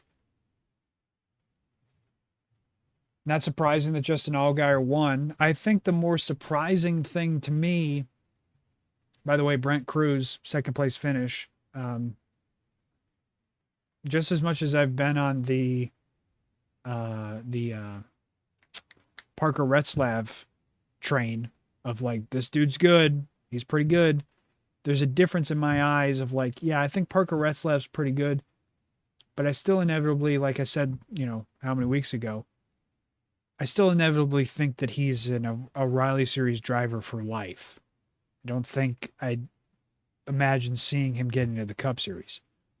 Brent Cruz, on the other hand, everybody talks about hot commodities. I think Brent Cruz is one of, if not the, especially with now some of these other guys getting, the Corey Hime snatched up by 23-11. I think Brent Cruz is the most hot prospect outside of the Cup Series right now by a good margin. He has jumped into that 19 and found speed like that. He's sitting in the point standings, solid spot. Now keep saying this for the rest of the year. 12th, still running well. Guys ahead of him, I feel like he can make up some of those spots. I think he'll be better than Sawalich by the end of the year. I think that Sammy Smith is still very inconsistent. Parker Reslaf, like I said, I love him, but he's also in a Viking Motorsports car, and who knows how well that thing can hold up for the rest of the season. And so, yeah, he's ahead of Taylor Gray, his teammate, Roger Carruth, who half the time is in the 88 Junior Motorsports car.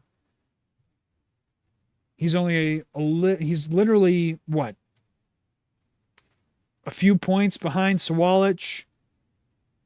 Same for Parker Retzlaff. Like I said, Sam Mayer's still there. I still don't totally trust Sam Mayer. And oh, by the way, he's ran 4 less races than everybody else.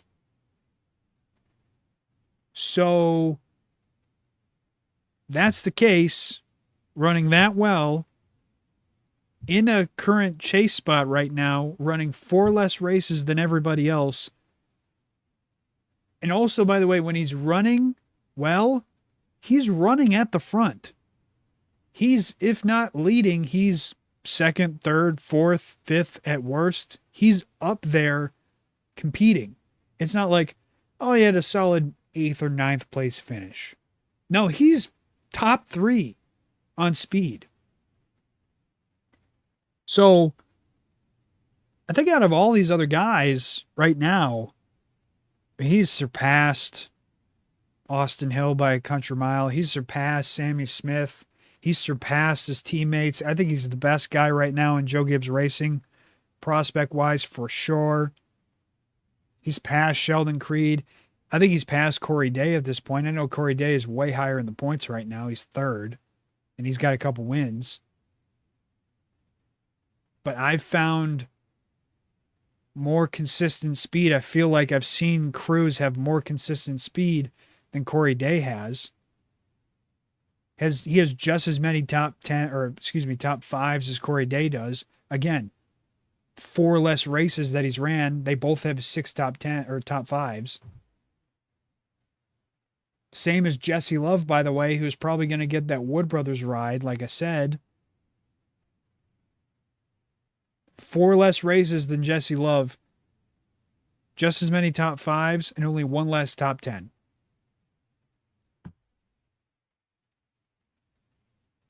I have a lot of confidence that Cruz is going to be. Now, I don't know if he's going to work in the Cup Series, but I damn sure am convinced that the dude is the best prospect out there right now. Do I think he's the best driver in the O'Reilly Series? No. I think it's the guy who has 5 wins right now and has a 250 fucking point lead on second place. I think that guy is the best guy in the O'Reilly Series right now, actual talent-wise. But if you're talking prospect-wise, Justin Allgaier was just talking about hanging it up at the end of this year.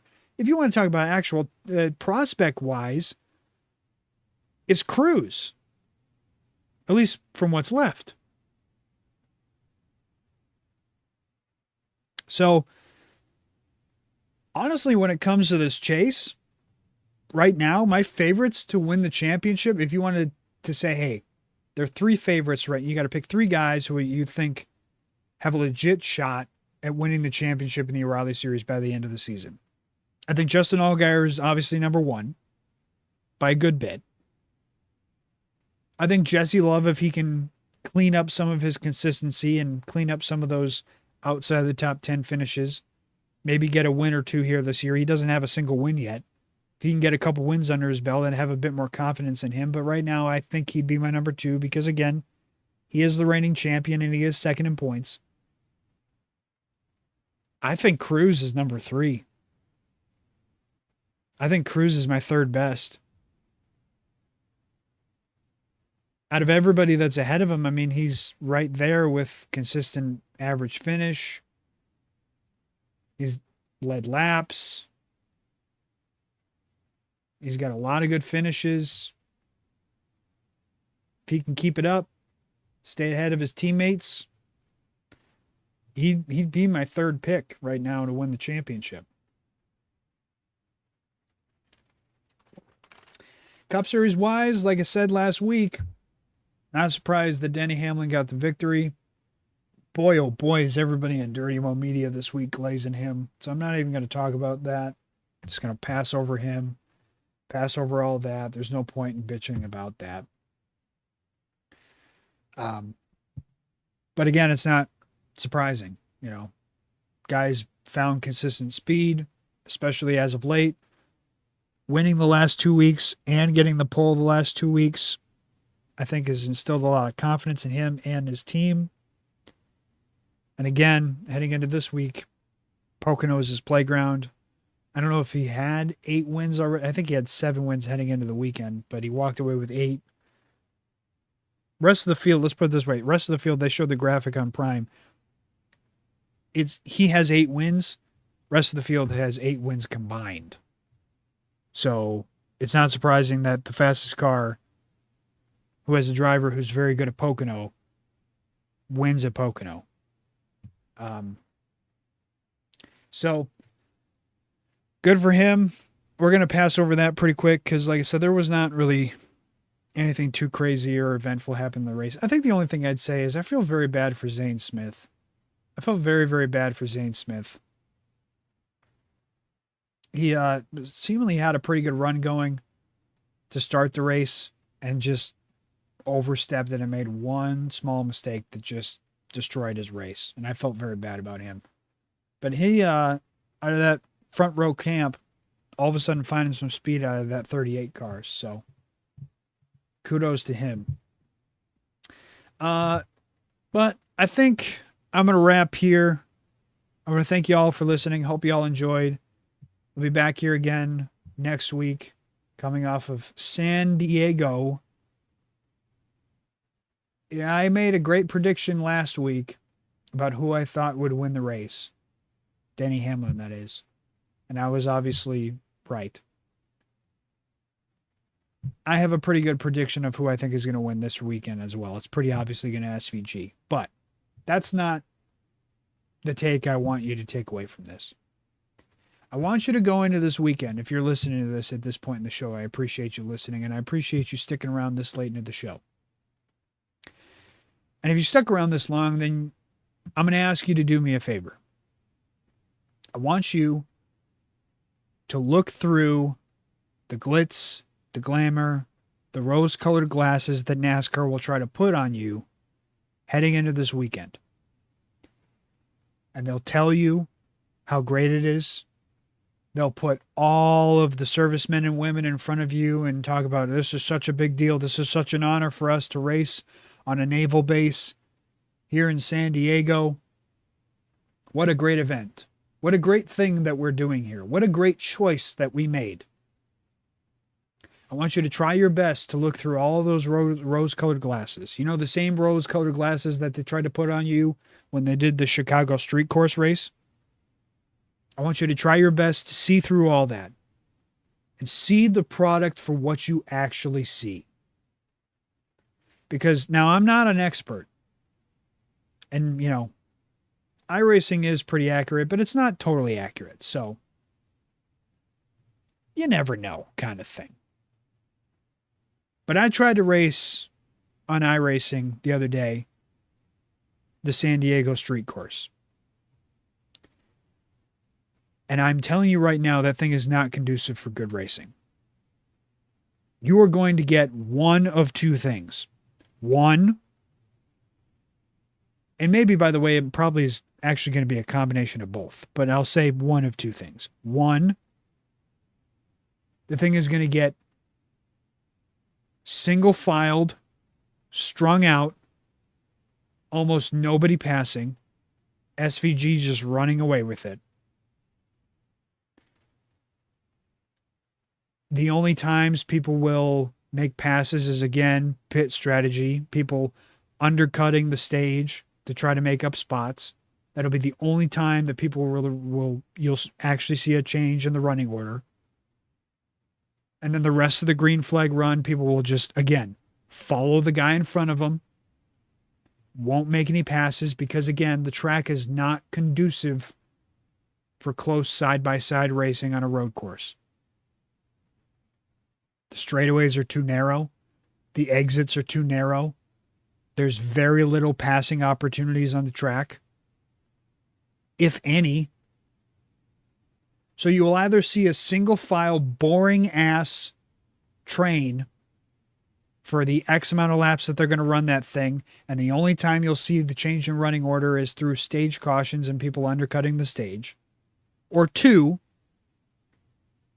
it will be that plus you will see multiple gigantic pileups of just the whole track being blocked. And it will be a gigantic fucking mess at the end of the thing, because the only time people, again, can try to make passes is by moving them. And when people try to move people in those closer quarters, it's going to cause a gigantic pileup. Those are your two options. So be prepared for that's what you're going to get this weekend. It does not matter. Truck Series, O'Reilly Series, Cup Series, it'll all be the same. Hot take, the O'Reilly Series race will probably be the most entertaining. It'll probably be the best race. But everybody will want to watch that Cup race.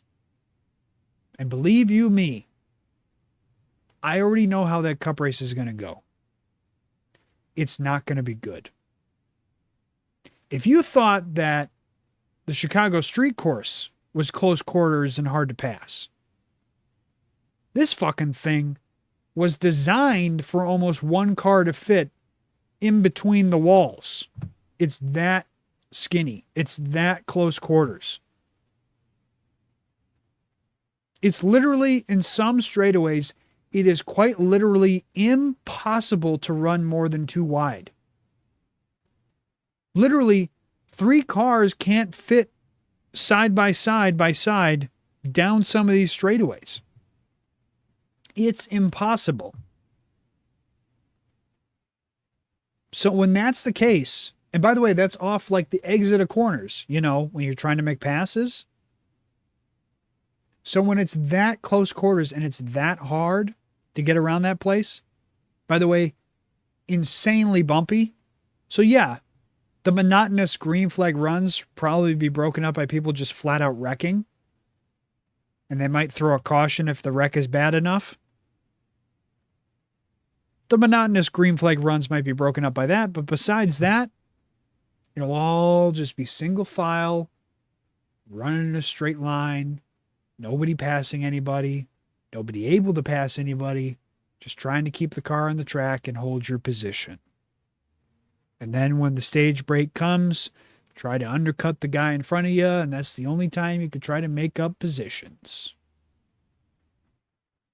Qualifying is going to be the most important thing of the weekend. Whoever qualifies well is going to do well. And if you don't qualify well, then you might as well not even show up, because you'll be stuck in the back where you started.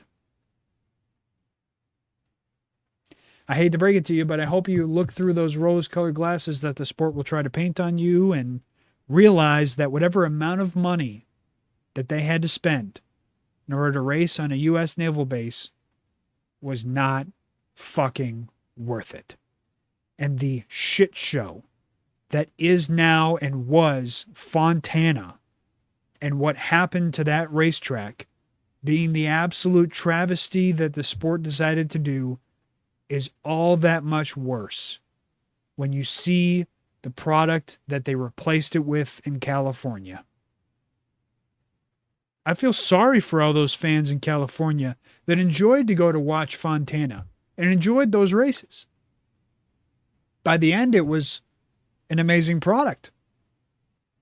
And instead, the sport botched that place, never gave you a short track that you were promised, and then just abandoned it altogether to go run a street course on a U.S. naval base because we didn't waste enough money in Chicago. We wanted to go waste more money in San Diego to build a track that we will inevitably again tear down because we think for some reason that stuff like that is what is going to bring the old fans back, is what is going to bring new casual fans in. Thank you for once again reminding me that the people who run the sport have no idea what the fuck they're doing. Enjoy San Diego, because I know I won't. Take it easy, everybody.